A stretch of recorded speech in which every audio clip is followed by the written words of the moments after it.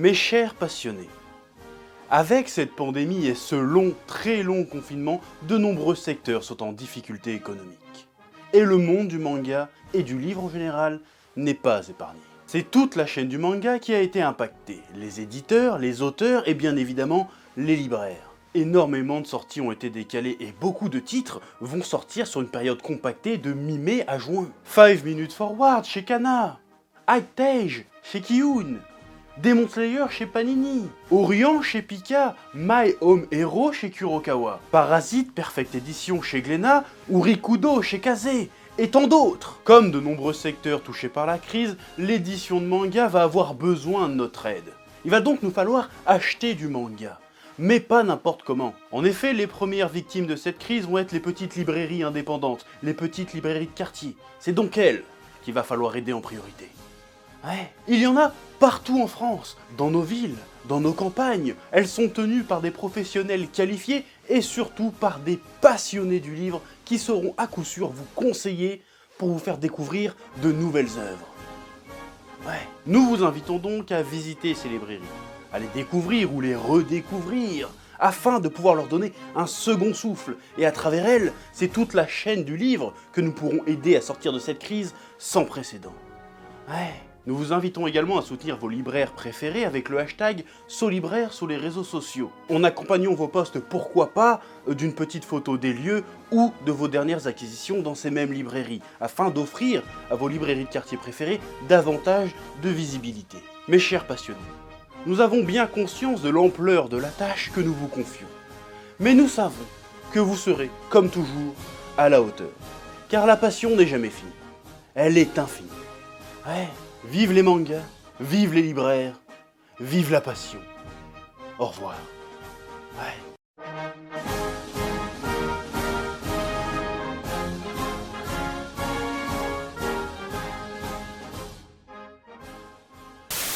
Salutations tête de naze et bienvenue dans cette petite review mensuelle du chapitre de DBS, le chapitre 60, disponible gratuitement et légalement sur l'application de la Shueisha. Manga Plus, disponible sur l'App Store, un no placement produit, mais j'aime rappeler qu'il existe des alternatives légales et que tu peux le lire tout à fait légalement. C'est important. Bref, qu'est-ce que je vais dire sur ce chapitre ? Bah, je vais pas gueuler, parce que maintenant, je suis arrivé à un stade où je m'en bats les couilles, hein, comme je l'ai dit un peu dans la dernière review. Je me laisse encore 5-6 chapitres pour voir où ça va, et puis après je pense que j'arrêterai certainement les reviews DBS. Sauf s'il y a un petit sursaut, espérons qu'il y ait un petit sursaut, parce que la passion est grande quand même. Voilà, donc je vais peut-être un peu, je vais être critique sur à peu près tout ce qu'il y a dans ce chapitre, mais peut-être pas sur les points auxquels tu t'attends. Je parle notamment du personnage de Vegeta, et je vais peut-être avoir une opinion qui risque de trancher un peu avec ce que tout le monde dit dessus. Je fais pas exprès, c'est comme ça, je suis l'oracle, j'ai une vision différente des gens. Je vais t'expliquer ça tout de suite, mais d'abord, on va prendre un peu le chapitre dans l'ordre un peu chronologique, on va dire. Hein, voilà. Bon, déjà, on commence par le combat Goku-Molo, où ils se mettent tous en mode grosse puissance. On va se taper dessus avec, sans se retenir, sans faire le coup de « Eh non, j'avais encore de la puissance cachée, je n'étais pas à fond ». Là, a priori, les deux sont sérieux. Bon, peut-être un peu plus Goku que Molo, mais en tout cas, les deux sont sérieux. Alors, déjà, je vais pas revenir sur le découpage, bon, je vais y revenir un petit peu. Faudrait qu'on fasse, bon, c'est con, je peux pas montrer les planches, mais faudrait qu'on fasse un jeu sur Twitter, un truc comme ça, pour dire quelle est la case inutile, comme ça, pour voir si les gens commencent à comprendre de quoi je veux parler. Et parce qu'il y a énormément de cases inutiles encore dans ce chapitre. En termes d'action, ça ne fonctionne pas. Voilà. C'est tout, je vais pas le réexpliquer encore à chaque fois, je vais pas prendre d'exemple. Je constate aussi de plus en plus sur Twitter ou les réseaux sociaux, Instagram, tout ça, qu'on m'envoie des messages pour me dire effectivement, je commence à comprendre ce que tu voulais dire par le côté cases en trop qui font remplissage et qui cassent un peu l'action, qui cassent un peu le dynamisme. Les gens commencent à comprendre. Normal, je m'adresse à l'élite, donc l'élite comprend quand je reparle forcément de découpage. À un moment donné, il commence à être un peu érudit là-dedans. Il commence à comprendre c'est quoi les bails. Donc je suis content déjà. Donc peut-être que je ferai ça sur Twitter de temps en temps. Regardez cette plage, essayez de trouver la case inutile, ça pourrait être marrant. Bon, je le ferai certainement pas parce que là j'ai l'idée tout de suite, mais dans une heure je vais penser à autre chose. Bref, donc le combat en soi n'a rien de spécialement stylé ni de spécialement ouf. Comme d'habitude, c'est un peu plan-plan, c'est un peu plat, c'est pas spécialement imaginatif. Et bah, j'ai envie de dire comme d'habitude, là où le bas blesse, c'est quid de l'ultra instinct, j'ai envie de te dire, je ne comprends pas. Parce que là, je suis désolé, mais dans ce chapitre, l'ultra instinct n'est qu'un power-up comme les autres. Est-ce que tu as vu les avantages, les spécificités de l'ultra instinct dans ce combat? Moi, je les ai pas vus. Voilà, à la base, c'est quoi l'ultra instinct? C'est de l'attaque défense automatique.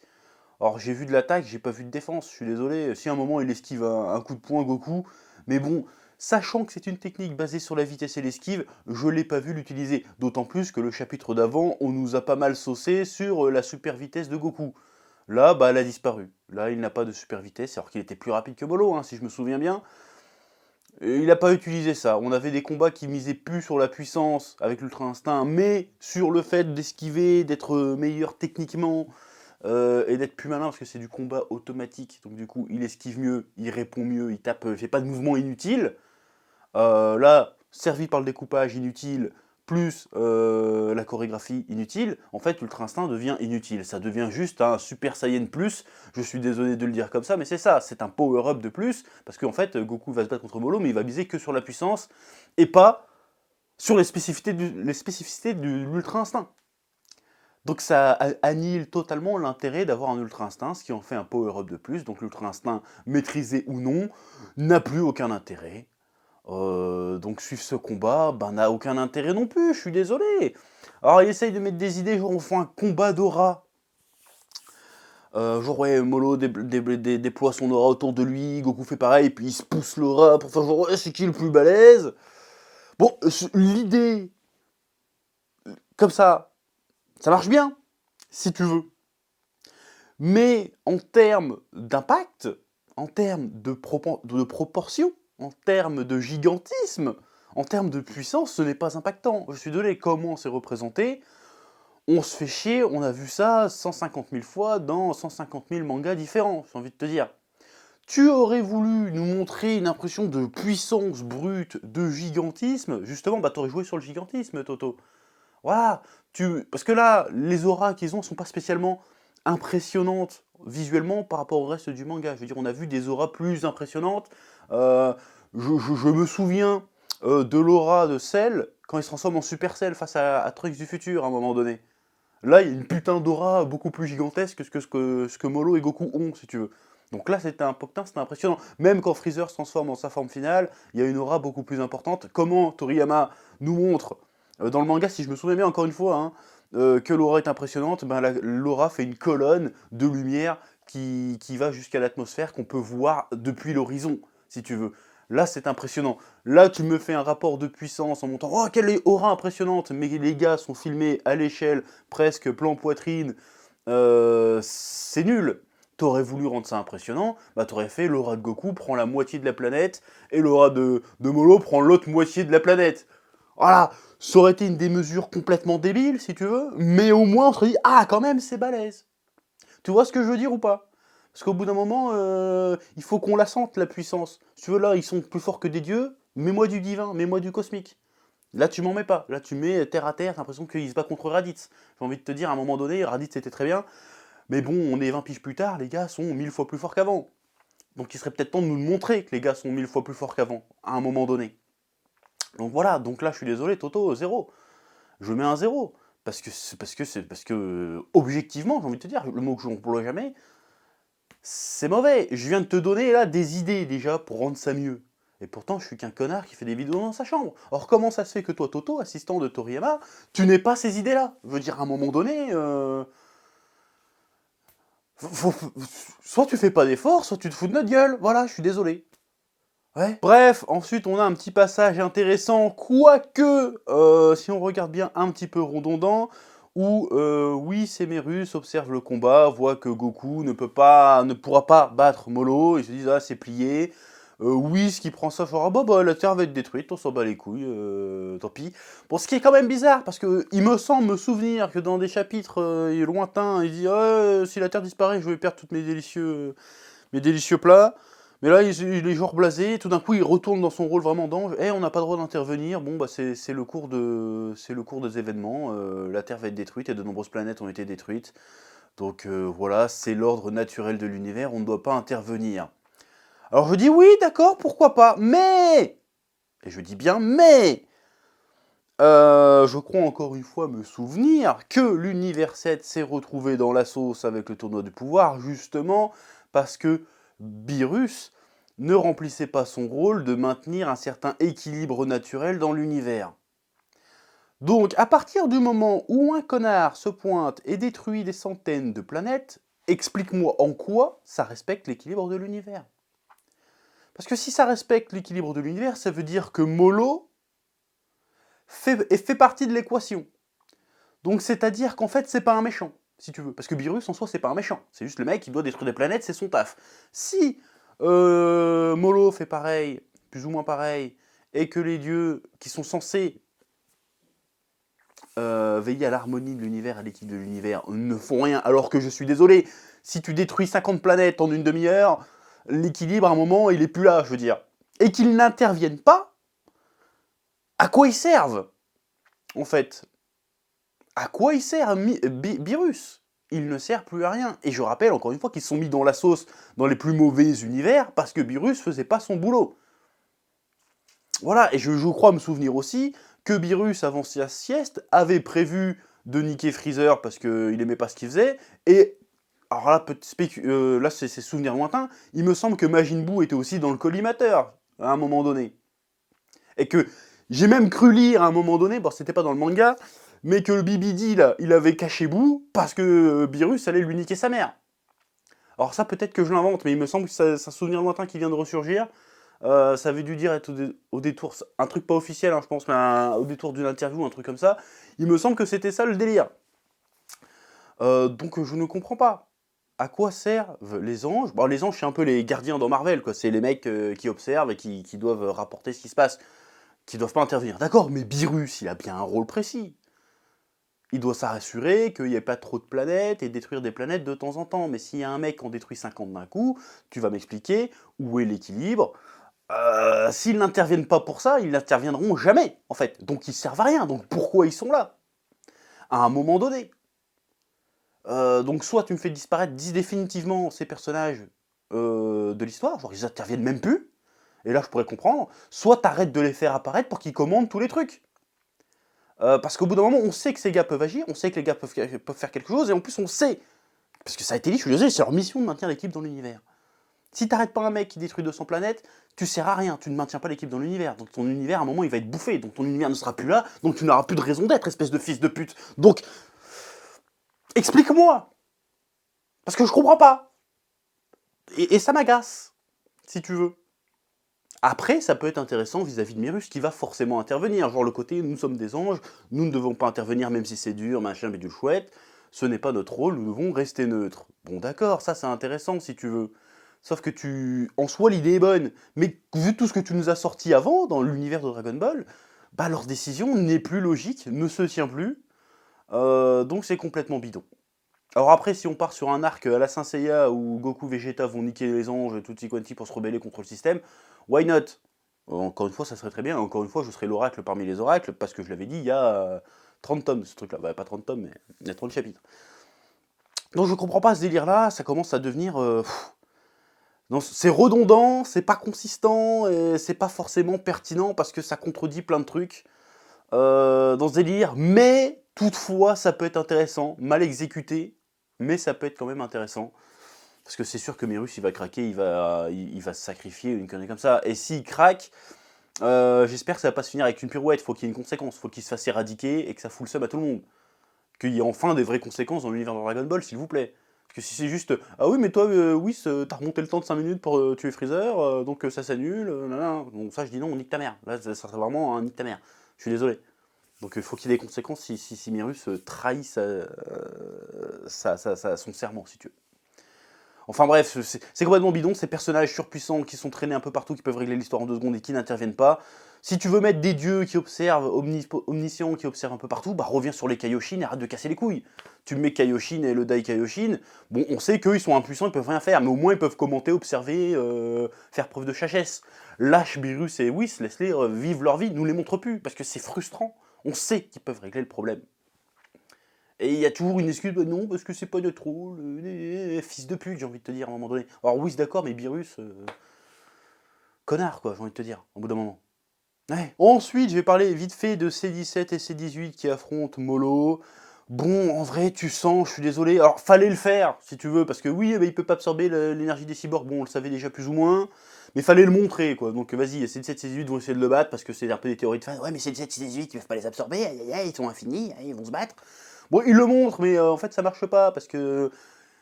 En fait, Molo est trop puissant, donc même s'il peut pas les absorber, bah, ils peuvent pas lui faire grand-chose. Tu sens que c'est pour gagnage de temps ultime, pour que Vegeta puisse arriver, pour... en fait, parce que... C'est ça le problème de ce chapitre, si tu veux, il fait 40 ou 50 pages, mais il se passe tellement rien que t'as l'impression qu'il en fait 15, en fait. Donc, ben, il n'y a rien à raconter ce chapitre, il faut qu'on finisse absolument sur Vegeta qui revient. Vas-y, on va faire des C17, C18 qui se battent, mais que ça sert à rien, on va faire Goku qui se fait niquer en mettant 3 fois trop de cases. Voilà, ce passage servait à rien. Ce qui m'amène, qui plus outre, j'ai envie de te dire, ouais, j'invente des mots. Ce qui m'amène au passage Vegeta dans ce chapitre qui a fait hurler beaucoup de gens. Alors moi, il me fait plus hurler parce que je suis dit, je suis détaché, je suis un peu extérieur, vas-y, je n'ai plus l'âme dedans, si tu veux. Je lis ça un peu à froid. Alors oui, beaucoup sont outrés parce que Vegeta utilise la téléportation instantanée, qui est un peu le signature move, pour utiliser un anglicisme, de Goku. Et ben moi j'ai envie de te dire que ça me dérange pas plus que ça que Vegeta utilise la téléportation instantanée, en fait. Parce que en fait, si tu considères que le téléportation instantanée, non, c'est la technique de Goku, parce qu'en fait, si tu veux, j'ai entendu beaucoup de justifications pour détester ça, qui pour moi ne sont pas réellement valables, en fait. Moi, la téléportation, je voyais ça plutôt comme un moyen scénaristique de faire avancer l'histoire, si tu veux. C'est une astuce. Genre Goku peut se téléporter, donc il peut aller de la planète A à la planète B en quelques secondes, il n'est pas obligé de se taper 100 000 ans de voyage. Surtout que depuis, dans l'univers Dragon Ball, il y a pas mal d'autres personnages qui sont capables de se téléporter. On a eu Kaioshin, on a eu Kibito, on a eu Whis, par exemple, qui peuvent se téléporter. Bon, ça n'a jamais posé plus de problèmes que ça à l'histoire. Mais c'est vrai que si tu rajoutes un autre personnage principal, qui peut se téléporter, il va falloir trouver une justification pour pas qu'il règle tous les problèmes en se téléportant. Parce que c'est vrai que Goku règle pas mal de situations en se téléportant. Et le fait que Goku soit le seul qui puisse se téléporter, crée un peu plus de tension. Voir si Goku est pas là, on peut pas se téléporter, comment on va se sauver d'un danger, comment on va aller rejoindre un point A à un point B, ça va être compliqué. Donc c'était ça, parce que l'histoire, les péripéties naissent des problèmes à résoudre. C'est ça en fait une histoire, c'est une succession de problèmes à résoudre. Si à chaque fois tu as tous les cartes en main pour résoudre les problèmes, bah du coup il n'y a plus vraiment d'histoire. C'est un peu le problème, et c'est un peu ce que j'ai abordé dans mon Dragon Ball Logi sur le problème Zeno. Et c'est un peu ce que je reproche au fait qu'il y ait Whis et Beerus qui soient tout le temps dans les parages. C'est que les gars peuvent régler le problème tout le temps. Donc s'ils ont déjà la solution avec eux, il n'y a pas de problème, donc il n'y a pas d'histoire, donc il n'y a pas de péripéties. Donc c'est chiant. Donc c'est ça le problème d'avoir plusieurs personnages du main cast qui peuvent se TP, si tu veux. Là, des mecs m'auraient sorti ça, j'ai envie, la critique est valable.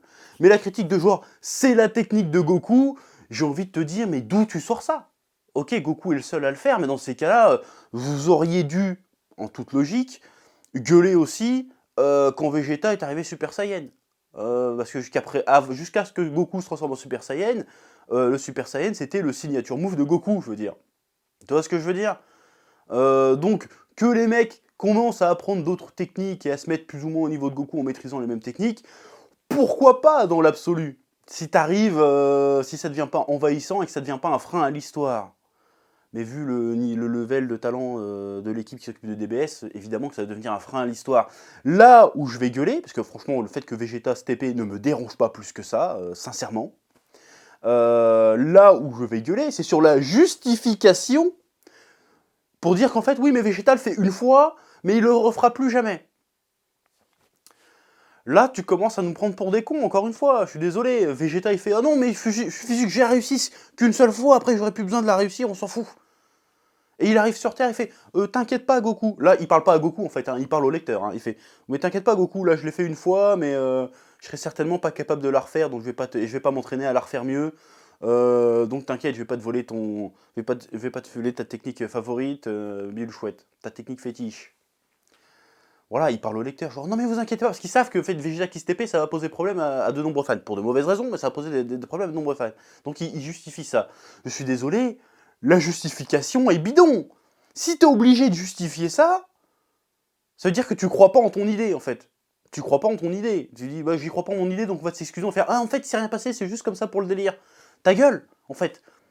Surtout que, encore une fois, t'essayes de faire un problème, oui Vegeta maîtrise le TP, mais le problème ne sert à rien, parce que juste après, il y a le Pibara, là, je crois que c'est ça que son nom, qui fait bah, je peux t'emmener sur Terre finalement. Il fait non, non, je vais y aller, mais en fait, après, je le ferai plus jamais. Donc en fait, pourquoi t'as fait un tour pour rien en fait. J'ai maîtrisé le machin, mais je l'utiliserai plus jamais. Qu'est-ce que ça apporte à l'histoire? Est-ce que ça a montré que oui, Vegeta était plus doué que Goku, ou un truc comme ça? Ouais, ils nous ont sorti le délire aussi de oui, mais en fait, Vegeta, c'est un génie, mais c'est un virtuose de l'effort. Ouais, c'est Rock Lee, en fait, Vegeta, maintenant. Bon, pourquoi pas, hein, mais pourquoi pas, mais c'est bidon, mais ça fait genre... En fait, j'ai pas aimé cette phase, parce que ça fait genre que Goku, en fait, c'est juste un virtuose. Genre, Goku, il bosse pas, si tu veux, c'est un virtuose. Alors que Goku, putain, il s'entraîne.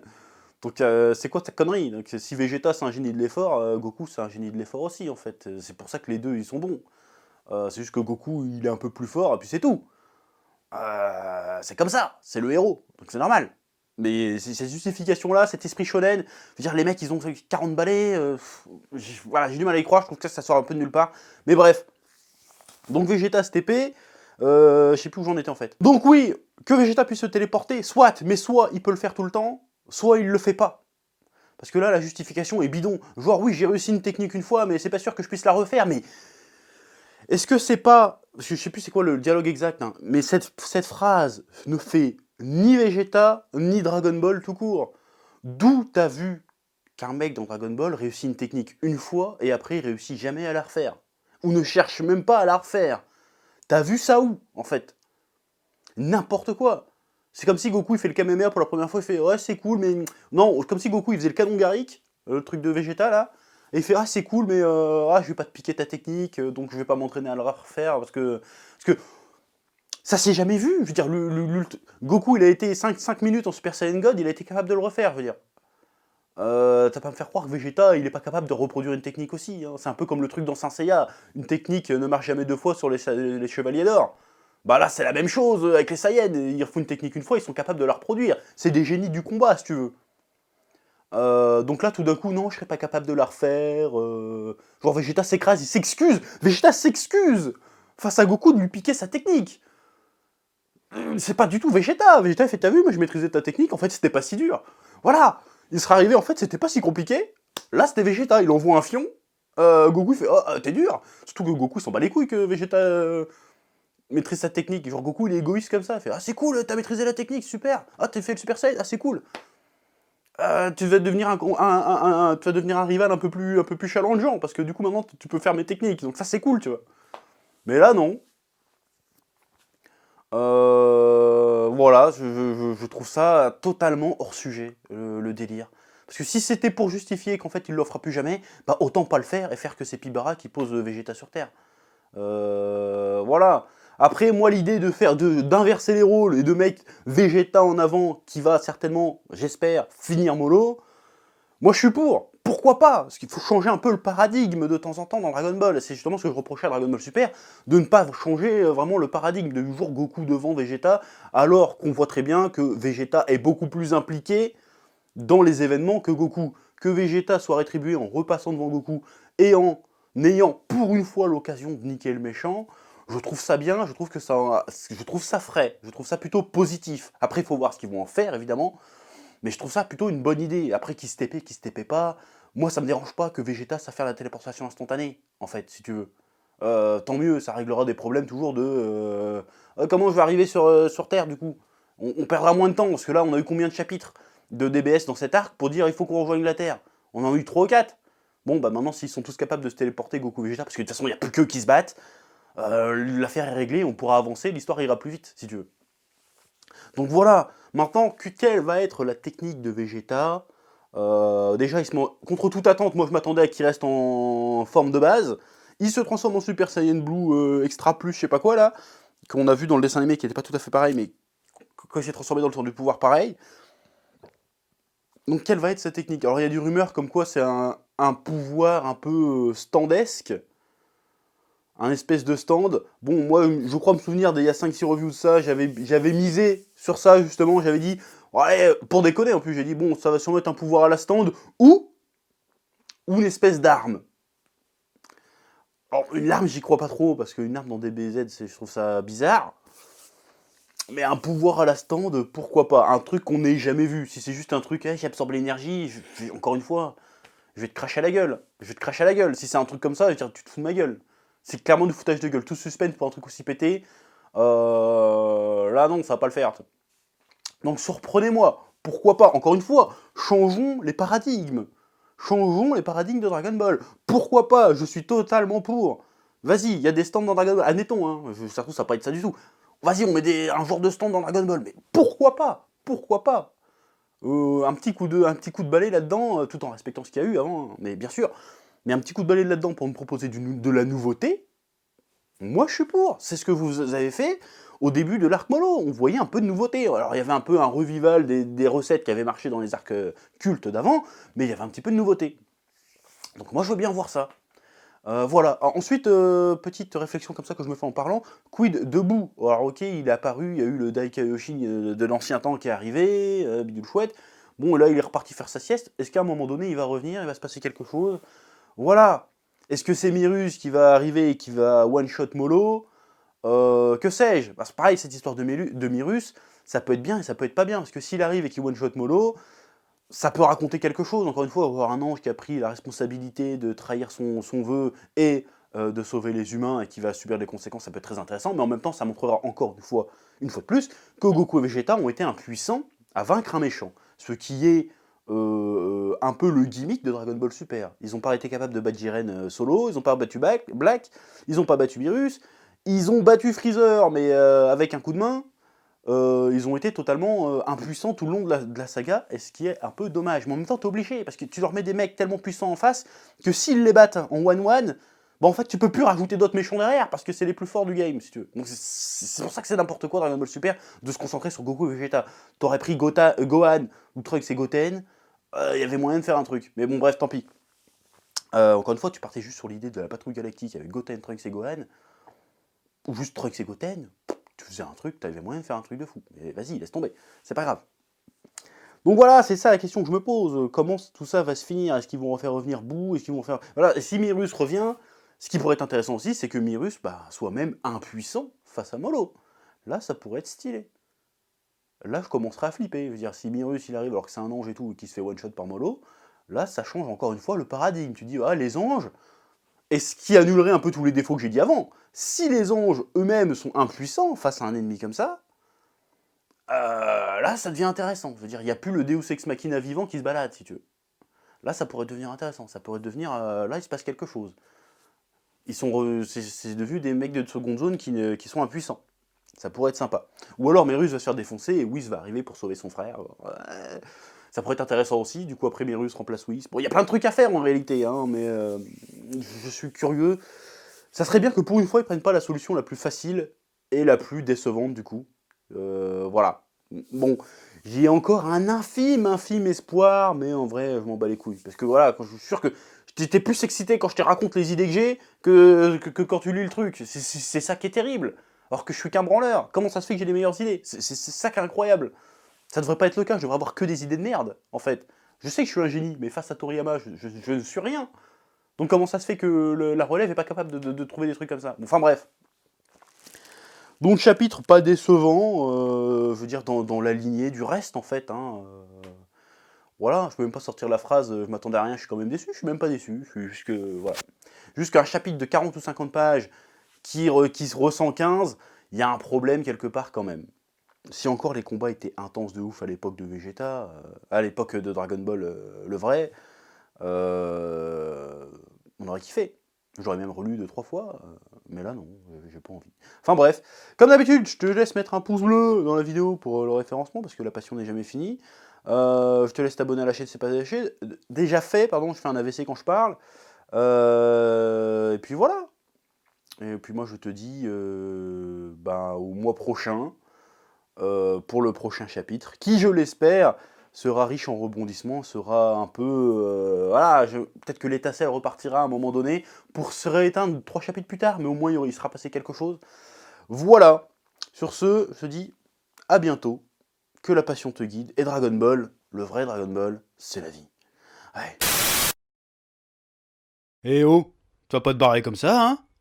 Tu vas laisser un pouce bleu? Un petit pouce bleu, hein? Puis tu regardes aussi les autres vidéos? Parce que voilà, tu t'abonnes? Ouais? Ouais.